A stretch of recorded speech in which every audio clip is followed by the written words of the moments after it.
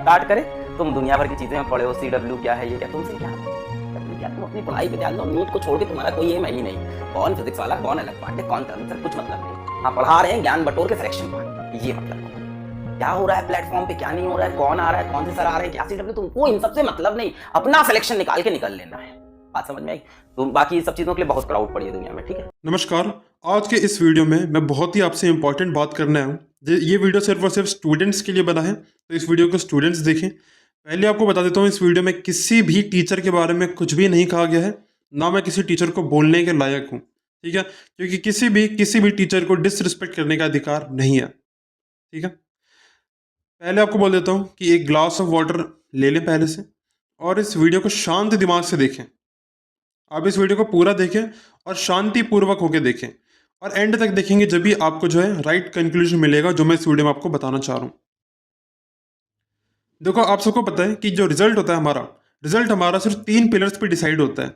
सबसे पहली चीज़ होती है कि आप सिलेबस को जल्दी कंप्लीट करें। कितना जल्दी? एग्जाम से एग्जैक्टली 3-4 महीने पहले आपका सिलेबस खत्म हो जाना चाहिए। दूसरी चीज़ होती है रिवीजन करना और चीज़ों को रिटेन करके रखना। 80% आपका रिजल्ट जो है सिर्फ इसी चीज़ पे डिसाइड हो रहा होता है कि आपने कितना रिवीजन कर रखा है। तीसरा होता है ज़्यादा से ज़्यादा क्वेश्चन प्रैक्टिस करना और मैक्सिमम टेस्ट लगाना, जिससे कि आपके लिए जो टेस्ट का जो टेम्परामेंट है, एग्जाम का जो टेम्परामेंट है, वो आपके अंदर बिल्ड हो सके। अब रिजल्ट आपका डिसाइड होता है इन 3 चीज़ों पे। उसके अलावा किन चीज़ों पे आपका रिजल्ट डिसाइड नहीं होता है, ठीक है। और कुछ ऐसी चीज़ें जिनको कि आप ब्लेम भी नहीं कर सकते हैं अपने रिजल्ट आने पे, वो क्या है? पहले बैचेस। बैच मतलब बहुत सारे मार्केट के अंदर बैचेस पड़े हुए हैं। आपका 9th का हो सकता है, 10th का हो सकता है, 11th का हो सकता है, 12th का हो सकता है, किसी कॉम्पिटेटिव एग्जाम का बैच हो सकता है, ठीक है। आप किसी भी बैच को ब्लेम नहीं कर सकते कि मैं इस बैच से पढ़ रहा था तो मेरा रिजल्ट खराब आ गया, पहली बात। दूसरा, आप किसी टीचर को ब्लेम नहीं कर सकते कि मैं तो उन सर से पढ़ रहा था, मैं तो उन मैम से पढ़ रहा था, इसलिए मेरा रिजल्ट खराब आ गया। ये भी कोई सेंस नहीं बनाता है। तीसरा होता है एक फॉल्स प्रोपेगेंडा, जो कि बहुत ज़्यादा ऑनलाइन फैलाया जाता है। अगर आप उन चीज़ों के अंदर इंडल्ज होते हैं तो उनसे भी आपका रिजल्ट तो डिसाइड नहीं होगा ना। उसके अलावा कंट्रोवर्सीज के अंदर इन्वॉल्व होना, जो कि एडटेक प्लेटफॉर्म्स की लड़ाइयाँ वगैरह चलती है, आप उसके अंदर कंट्रीब्यूट होते हैं, इन्वॉल्व होते हैं उसके अंदर। इन चीज़ों से आपका रिजल्ट डिसाइड नहीं होता है। अगर आप इन सब चीज़ों के अंदर इन्वॉल्व रहेंगे और इन्हीं चीज़ों पर सिर्फ ध्यान देंगे कि मेरा तो बैच खराब है, मेरे टीचर खराब हैं, या बहुत ज़्यादा प्रोपेगेंडा के अंदर आप इन्वॉल्व हो जाएंगे, तो इससे आपको डेफिनेटली फेलियर ही देखने को मिलेगा। देखो, इसमें बिल्कुल भी डाउट नहीं है कि बहुत से ऐसे टीचर्स हैं जो कि स्टूडेंट्स का बहुत अच्छा सोचते हैं और बहुत भला चाहते हैं। अगर हम बात करें 2020 और 21 के टाइम पे, हमें देखने को मिलता है कि ऑनलाइन टीचिंग जो है बहुत ही ज़्यादा बूम कर रही होती है। बहुत सारे स्टूडेंट जो है ऑनलाइन की तरफ शिफ्ट हो जाते हैं, क्योंकि उस टाइम पे कोरोना का भी टाइम था, ठीक है, और ऑफलाइन एक्सेस इतना ईजी नहीं था। अब इससे देखने को हमें क्या मिला कि फ्री और बेस्ट एजुकेशन का एक्सेस आपको मिलने लग गया ऑनलाइन। यूट्यूब पे आपको बहुत सारा फ्री कंटेंट मिलने लग गया। अब जब ये देखने को मिला कि यूट्यूब पे इतना ज़्यादा बूम देखने को मिल रहा है, तो इस मार्केट को हम जो एक दूसरी तरफ शिफ्ट कर सकते हैं। इस मार्केट को पेड मार्केट में भी बनाया जा सकता है। हालांकि ये पेड वाला सिस्टम इससे पहले से भी था, लेकिन ये जो टाइम था 2020 और 21 का, इस टाइम पे बहुत ज़्यादा बूम देखने की वजह से इसको जो है एक पेड सेक्टर के अंदर कन्वर्ट किया जा सकता था, एजुकेशन को। हालांकि फ्री एजुकेशन इतनी ज़्यादा मात्रा में अवेलेबल है कि आप अभी भी किसी भी एग्जाम की तैयारी आराम से घर बैठे बैठे कर सकते हैं, इसमें कोई शक नहीं है। अब बहुत सारे टीचर्स, मतलब बहुत सारे फेमस जो टीचर्स थे, उन्होंने बहुत सारे प्लेटफॉर्म्स को ज्वाइन किया, डिफरेंट डिफरेंट प्लेटफॉर्म्स से। इससे अच्छा ही हुआ, क्योंकि एक स्टूडेंट के पास जो मल्टीपल ऑप्शंस अवेलेबल हो गए, उसको कहीं जाने की जरूरत नहीं है, वो घर बैठे बैठे बहुत सारे कंटेंट को इजीली एक्सेस कर सकता है अपने घर से, ठीक है। अब देखने को मिलता है कि मार्केटिंग बहुत ज़्यादा हाई लेवल पे की जाती है। मार्केटिंग मतलब इतनी ज़्यादा जिसका आपको हिसाब किताब नहीं। अब मार्केटिंग क्यों इतनी की जाती है? क्योंकि ज़्यादा से ज़्यादा स्टूडेंट्स को अट्रैक्ट किया जा सके। समझ में आ रहा है आपको? देखो, एक तो होता है कि स्टूडेंट खुद से डिसाइड कर ले। अगर देखो, स्टूडेंट खुद से तो डिसाइड कर नहीं पाएगा, वो इतना समझदार है नहीं, तो वो क्या करेगा? वो ऑनलाइन जाएगा, ऑनलाइन में देखिएगा कौन बेस्ट है। अब कौन बेस्ट है उसको क्या पता? तो यहाँ गेम आता है मार्केटिंग का।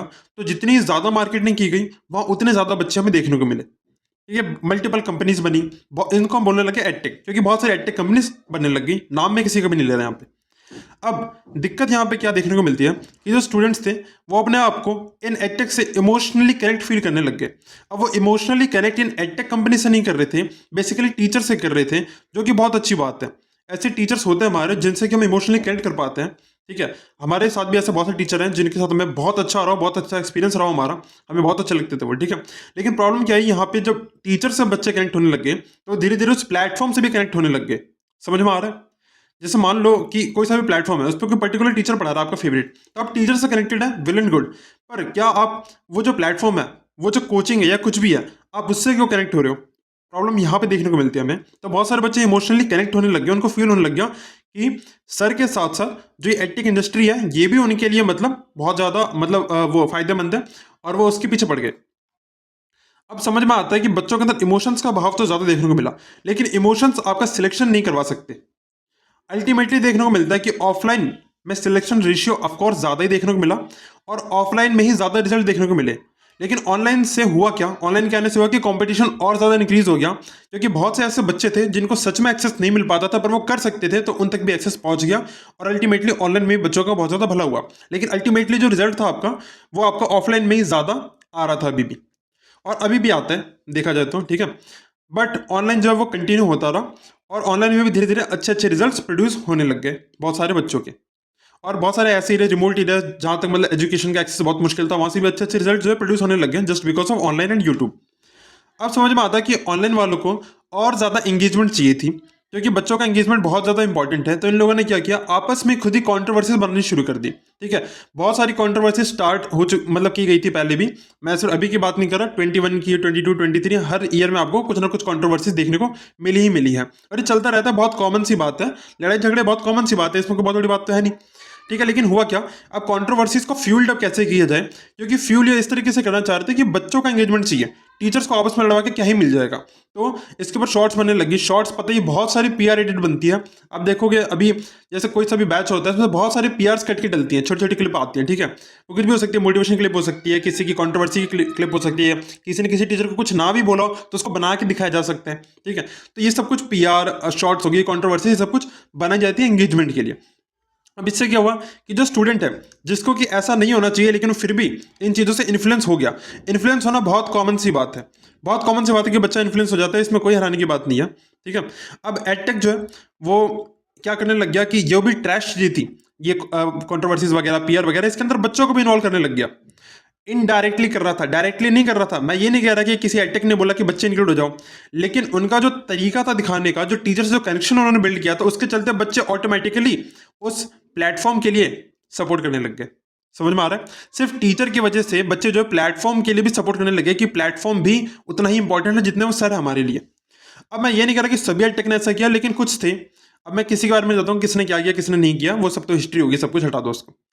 अब देखो दिक्कत क्या है कि 14, 15, 16, 17, 18 साल तक का भी बच्चा जो होता है, उसको थोड़ा सा कन्विंस करना आसान होता है, क्योंकि उसको भी ज़्यादा कुछ पता नहीं है, उसने बहुत कुछ अभी देखा नहीं है। दुनिया बहुत बड़ी है, ठीक है, दुनिया बहुत बड़ी है, हमने भी अभी बहुत कुछ नहीं देखा है। तो होता क्या है कि बच्चे को जो शिफ्ट करना ईजी होता है, बच्चे के दिमाग को शिफ्ट करना ईजी हो जाता है, क्योंकि हमें पता है कि बहुत सारे बच्चे जिनको भी कुछ नहीं पता, करियर गोल का बहुत से लोगों को नहीं पता होता, हमें भी नहीं पता होता कि हमें क्या करना है क्या नहीं करना। तो ऐसे में हमें जहाँ से गाइडेंस मिलती है वहाँ से हम लपेट लेते हैं गाइडेंस को, ठीक है। गाइडेंस लेना बहुत अच्छी बात है, पर आपको भी थोड़ा सोचना पड़ेगा हर एक बैकग्राउंड के एंगल से कि आप सच में क्या करना चाहते हैं, आप कर क्या रहे हैं, क्या आप किसी टीचर के इन्फ्लुएंस की वजह से ऐसा कर रहे हैं, किसी दोस्त के इन्फ्लुएंस की वजह से ऐसा कर रहे हैं, आपको वो समझना पड़ेगा। तो यहाँ पे होता क्या कि बच्चों का माइंड शिफ्ट करना आसान होता है, और माइंड शिफ्ट कर दिया जाता है।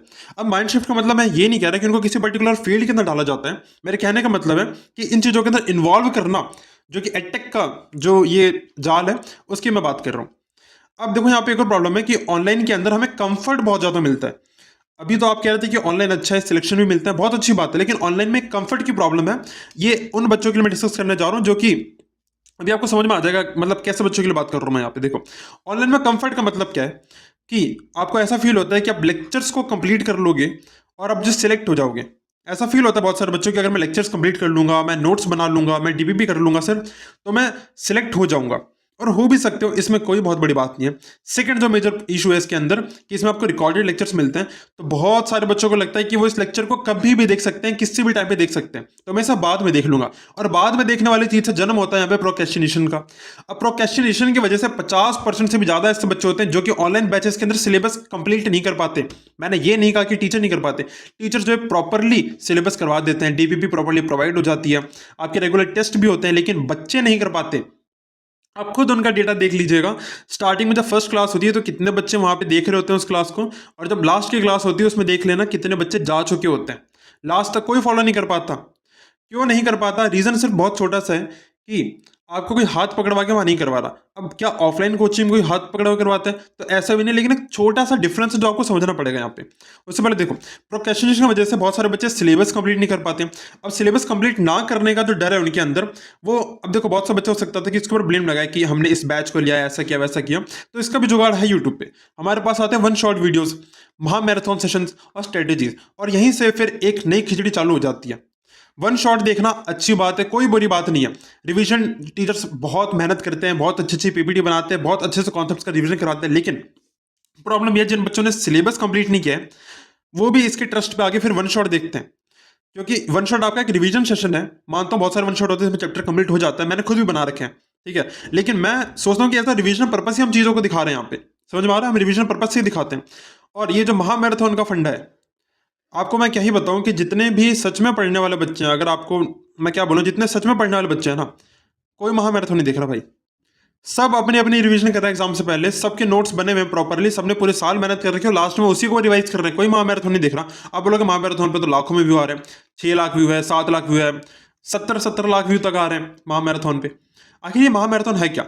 महा मैराथन बहुत अच्छी चीज़ है, रिवीजन के लिए बहुत अच्छा है, लेकिन आप खुद देख सोच के देखो यार, जिस बच्चे ने पूरे साल मेहनत कर रही है, क्या वो सिर्फ नोट्स रिवाइज करके एग्जाम देने नहीं जा सकता? उसको क्या जरूरत है कि 10-15 घंटे यूट्यूब पे बैठ के वीडियो देखेगा? और महा मैराथन से अच्छा है कि रिवीजन सेशन लेके आओ, जो कि कम समय में चीज़ों को ऊपर ऊपर से रिवाइज कर सके कि हाँ ये इंपॉर्टेंट है, ये हमें पता होना चाहिए। तो महा marathon is not a good thing to be honest, ठीक है, कोई अच्छी चीज़ नहीं है। आप चाहे तो शॉर्ट में बच्चों को पढ़ा सकते हैं, आपको जरूरत नहीं है बहुत लॉन्गर वीडियोस बना के दिखाने की। उसके अलावा एक कॉन्सेप्ट है स्ट्रेटजीज का। अब 30 दिन बच्चे आप कुछ कर लो, 20 दिन बच्चे आप कुछ कर लो, 5 दिन कर लो, ठीक है, एग्जाम में 3 दिन की छुट्टी उसमें कुछ कर लो। यार कोई फायदा नहीं स्ट्रेटजीज का। स्ट्रेटजी काम जरूर आती है यार, एग्जाम के स्टार्टिंग में आती है, ठीक है, एग्जाम से 3-4 महीने पहले आपने कोई स्ट्रेटजी देख लिया, आप उसको स्टिक करके, वो जरूरी होता है, ठीक है। लेकिन क्या है कि ऑनलाइन में ये जो ब्लेंडर है बहुत ज़्यादा है। स्पेशली मैं यहाँ पे किसी टीचर को फिर से ब्लेम नहीं कर रहा, गलती यहाँ पे बच्चों की है, ठीक है, क्योंकि अगर बच्चे खुद ही अगर एफर्ट नहीं डालेंगे तो ऐसी दिक्कत उनको देखने को मिलेगी। और जो एक विशियस लूप है, बहुत सारे बच्चे क्या करते हैं इसके अंदर, जैसे एक बार रिजल्ट खराब हो गया तो सोचते हैं नेक्स्ट टाइम से अब तो अच्छे से स्टार्ट कर लूंगा, और फिर से सेम प्रोसेस रिपीट कर देते हैं कि लेक्चर कभी भी देख लेंगे रिकॉर्डेड है, और फिर से इसी लूप में फंस जाते हैं। देखो, अब 5 से 10% ही ऑनलाइन बच्चे होते हैं जो कि रिजल्ट बनाते हैं। क्यों बनाते हैं? क्योंकि वो बच्चे डेडिकेटेड है, हार्ड वर्किंग और कंसिस्टेंट है, ऑनलाइन के अंदर भी, ठीक है, डेडिकेटेड है, हार्ड वर्किंग, कंसिस्टेंट है, ये 3 की फैक्टर्स हैं उनके अंदर जिससे उनका रिजल्ट बन रहा है। यही वो क्वालिटीज़ हैं जो कि टॉप स्टूडेंट्स के अंदर पाई जाती है मोस्टली। अब मैं ये नहीं कह रहा कि अगर आप एक एवरेज स्टूडेंट है तो आपके अंदर क्वालिटीज़ नहीं हो सकती, आपके अंदर भी हो सकती हैं, बस हो सकता है उसको पॉलिश करने की जरूरत है, या आप भी जो एक डायमंड इन रफ हो सकते हैं। अगर आप मेहनत करेंगे तो हो सकता है आपके अंदर भी ये क्वालिटीज़ जो है अच्छे से देखने को मिल जाए। अब इससे समझ में आता है कि कंपटीशन तो बहुत ज़्यादा टफ है, हमें ये एक्सेप्ट करना पड़ेगा कि कंपटीशन जो है कट थ्रोट कंपटीशन है आज की डेट में, कंपटीशन बहुत ज़्यादा है। और हमें पता है कि ये टॉप स्टूडेंट्स जो है ये इन एग्जाम्स के अंदर बना लेंगे या कंपटीशन में आगे निकल जाएंगे। अब प्रश्न ये उठता है, क्या अगर ये बच्चे जो टॉप स्टूडेंट्स ये आ गए तो क्या बाकी लोग मेहनत करना छोड़ दें? ये बात गलत होगी। मेहनत हमें हमेशा करनी है, रिजल्ट चाहे कुछ भी आए, रिजल्ट हमेशा कैसा भी हो सकता है। देखो, हमें मेहनत करना कभी रोकना नहीं चाहिए, मेहनत हमेशा करते रहनी चाहिए। बस देखो डिफरेंस क्या आता है यहाँ पे, छोटा सा जो मैं आपको समझाने की कोशिश क्या कर रहा हूँ यहाँ पे, कि जो कॉम्पिटिटिव वाले किड्स हैं वो साइलेंस में काम करते हैं, उनके रिजल्ट के दिन ही वो निकलते हैं। हमें जो दिखती है AIR-1 दिखती है, 1 2 3 4 5 6 जो भी दिखता है, 1000 के अंदर तक जो भी दिख रहा है ना, सब कुछ आपको रिजल्ट वाले दिन ही पता लगता है कि यार ऐसा क्यों बच्चा है 2 लेके आया, ऐसा कोई 3 लेके आया, ऐसा कोई 4 लेके आया। वो रिजल्ट वाले दिन क्यों दिख रहा है?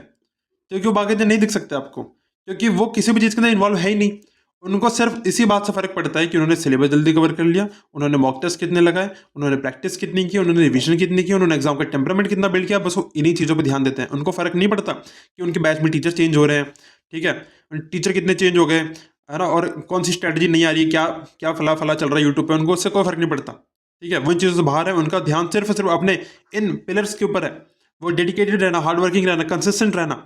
और ऑनलाइन में ऐसे रह पाने वाले बच्चे बहुत कम है, ठीक है, इसीलिए ऑनलाइन की रिजल्ट जो है बहुत ज़्यादा गड़बड़ा जाते हैं। नेक्स्ट हम बात करते हैं कुछ यार फेक मोटिवेशनल प्रोमिसेस प्रोवाइड करवाए जाते हैं। अब मैं ये नहीं कह रहा कि ऑनलाइन या ऑफलाइन ये कहीं से भी हो सकते हैं, ठीक है।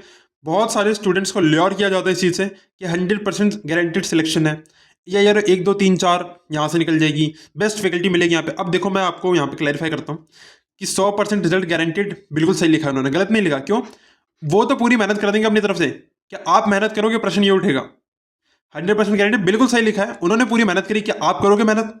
और डायरेक्ट 1 2 3 4 ये थोड़ा सा एग्जेजरेशन हो जाता है यहाँ पे, क्योंकि आपको समझना पड़ेगा। मैं ऑनेस्ट बताता हूँ आपको, ठीक है, कि जो एआई आपके जो 1 से लेके दिख रहे हैं ना, जो मतलब टॉप रैंकर सारे, वो आज से मेहनत नहीं कर रहे हैं, वो हो सकता है आपसे 3-4 साल पहले से मेहनत कर रहे हो, इसलिए भी आपसे आगे होते हैं। प्लस उनका टेम्परामेंट ज़्यादा अच्छा होता है, उनका मतलब ब्रेन थोड़ा सा बेटर वर्क करता है, या तो उन्होंने अर्ली स्टार्ट किया है। अर्ली स्टार्ट से ही बहुत सारे बच्चे आगे निकल जाते हैं, ये भी ध्यान रखना है। अर्ली स्टार्ट करोगे तो आगे निकलोगे। तो इस वजह से भी इनको बीट कर पाना मुश्किल होता है, और ऐसे रिजल्ट ला पाना बहुत मुश्किल होता है। अगर आप सच में बहुत अच्छे बच्चे हैं तो हो सकता है आप इन रिजल्ट्स के आसपास पहुंच सकते हैं। मैं आपको डेफिनेटली कह रहा हूँ पहुंच सकते हैं। अगर आप मेहनत करेंगे तो आप 5,000 के अंदर आ सकते हैं, 1,000 के अंदर आ सकते हैं। बट डेफिनेटली जो बिल्कुल जो एक्सट्रीम वाली रैंक्स हैं, यहाँ तक पहुंचना एकदम से तो यार पॉसिबल नहीं है। इसके लिए आपको बहुत पहले से एफर्ट देना पड़ता है। रही बात बेस्ट फैकल्टी की, यार फैकल्टी हो सकता है बहुत अच्छी हो या ठीक भी हो कुछ जगह पे, ये नहीं कह रहा कि हर जगह बहुत अच्छी मिलेगी, लेकिन फैकल्टी आपको इतनी जरूर मिलती है, इतनी कैपेबल जरूर होता है टीचर की वो आपको गाइड कर सके और इतना पढ़ा सके कि आप एक सही जगह जो अपना सिलेक्शन ले पा रहे हो। ऐसे टीचर तो हर जगह होते हैं। उसके अलावा हर कोचिंग की अगर बात करें, ऑनलाइन या ऑफलाइन की बात करें, हर जगह सिर्फ 10 से 15% बच्चे ही परफॉर्म कर रहे होते हैं, बाकी बच्चे परफॉर्म नहीं करते हैं, रिजल्ट खराब ही होता है। ऐसा होगा ही होगा, क्योंकि यार मैं पहले ही बोल चुका हूँ, टीचर तो सब कुछ कर देंगे, बैच सब कुछ करवा देगा, सिलेबस भी हो जाएगा, क्या आप मेहनत करोगे? प्रश्न ये उठेगा हमेशा, प्रश्न हमेशा आपके ऊपर ही आएगा कि आपने मेहनत की कि नहीं की, आपका रिजल्ट आया नहीं तो क्यों नहीं आया, आप क्या कर रहे थे उस टाइम पे। प्रश्न सिर्फ इसी बात का है। ऑल इंडिया रैंक की अगर बात करें, देखो ऑल इंडिया रैंक खरीदी जा सकती है, पर ये कोई इशू नहीं है। मैंने देखा बहुत सारे लोग इस चीज को इशू बना रहे हैं कि ऑल इंडिया रैंक जो कोई खरीद लेता है, खरीद लिया तो कुछ नहीं हो रहा यार। आप सोच के देखो, मान लो अगर आप खुद वो बच्चे होते हैं जिसकी रैंक वन आई है, आप खुद वो बच्चे होते हैं जिसकी 1, 2, 3, 4 या 100 के बीच में रैंक आई है, अगर आपने देखो कितने सालों की मेहनत की है, क्योंकि जो बच्चे 100 के अंदर वाले हैं ना, अगर आपको लगता है 2 साल मेहनत करके लाते हैं, तो ऐसा नहीं है। इन्होंने 5-6 साल मेहनत की है, कुछ ने 7-8 साल भी मेहनत की होगी। बचपन से वो स्ट्रगलिंग फेज में रहे हैं, वो एक एक सिस्टम के अंदर उन्होंने काम किया, उन्होंने बहुत ज़्यादा मेहनत की है। तो अगर उनकी इस मेहनत के बदले, आखिर देखो एट द एंड इंसान पैसा कमाना चाहता है, पैसा चाहता है, फेम चाहता है, अगर ये डीप डाउन सब कुछ चाहिए होता है, तो अगर मिल रहा है तो क्यों ना ले। ये मेहनत किस लिए किया, ये मेहनत ही तो उसको इसके काबिल बनाया है कि कोई इसको खरीद रहा है आज की डेट में। समझ में आ रहा है? कोई अगर उसको पूछ रहा है कि यार हम अपनी कोचिंग में तुम्हारा एडवर्टीजमेंट करा देंगे, तो बुराई क्या है, उस बच्चे ने मेहनत तो इतनी करी है ना। और जब तुम लोग जानते हो कि अगर वो रैंक खरीदी हुई है, तो तुम लोग इतना दुखी क्यों होते हो? तुम्हें तो पता होना चाहिए कि ठीक है रैंक खरीद ली, कोई इशू थोड़ी ना है, बच्चे की मेहनत तो देख लो यार, बच्चे के पर्सपेक्टिव से देखो, अगर रैंक खरीद ली तो क्या बुराई है, उसको कुछ मिल भी गया प्राइस तो क्या बुराई है इसके अंदर। बच्चे ने मेहनत करी है, प्राइस क्यों नहीं मिलेगा यार? तुम मेहनत करो तुम्हें भी मिलेगा, कॉमन सी बात है ये तो। एक स्टूडेंट अपने हार्डवर्क का कमा रहा है। हाँ, अगर आप देखो पर्सपेक्टिव की बात है, तो अगर आप सिर्फ कोचिंग कोचिंग करते रहोगे तो आप बोलोगे यार ये गलत है, गलत है, गलत है, लेकिन बच्चे के पर्सपेक्टिव से भी देखो तो सही है, कुछ बुरा नहीं है इसके अंदर, है ना। और इससे मोटिवेशन नहीं मिलता, और बच्चों को मेहनत करने का इसमें कुछ गलत भी नहीं है। अब देखो ऑलमोस्ट हर कोचिंग के अंदर बेस्ट फैकल्टी, मैं पहले भी बोल चुका हूँ, सिर्फ स्टूडेंट्स ही हैं जो कि डिफरेंस बनाते हैं। स्टूडेंट्स की वजह से ही रिजल्ट डिसाइड हो रहा है, स्टूडेंट्स उस कोचिंग का नाम ऊपर लेके जा रहे हैं, डुबा रहे हैं जो कुछ भी हो रहा है, ठीक है। तो स्टूडेंट से ही सब कुछ बनता है, ना कि आपकी सिर्फ फैकल्टी से, या क्या वो कॉन्ट्रोवर्सीज बनाते हैं उससे। हमेशा याद रखना यार, सब अपनी दुकान चला रहे हैं, बुरा लगेगा बहुत से लोगों को, पर समझ लो इस बात को, आज ही समझ लो, सब अपनी दुकान चला रहे हैं, बस तुम अपने पे ध्यान दो। सिर्फ तुम्हें खुद से फर्क पड़ता है कि तुमने क्या किया, जो कुछ होगा वो तुम्हारे साथ ही होगा। अगर तुम्हें इस पर डाउट होता है कि मैं कहना क्या चाह रहा हूं, तो यूट्यूब पे एक वीडियो है मेरे चैनल पर जिसका नाम है इंडिविजुअलिटी, ठीक है। मेरा सजेशन है कि इस वीडियो के बाद एक बार उसको देख लेना, आपको समझ में आ जाएगा मैं आपसे क्या कहना चाह रहा हूं। आपको यार सेल्फिश होना पड़ेगा, सिर्फ अपने बारे में सोचो और अपने फैमिली के बारे में सोचो कि आप कैसे ग्रो कर सकते हो और अपनी फैमिली को कैसे फुलफिल कर सकते हैं। गॉड से प्रे करो और ग्रेटफुल रहो चीज़ों के लिए जो आपको मिली है आज की डेट में, और हार्ड वर्क करो, तो जितना आप कर सकते हो, जितनी मेहनत कर सकते हो उतनी मेहनत करो। इसके लिए मैं कभी आपको नहीं रोकूंगा, मेहनत करना बहुत इंपॉर्टेंट है, मेहनत करने से आप चीज़ें सीखोगे, मेहनत करने से आप आगे ग्रो करोगे।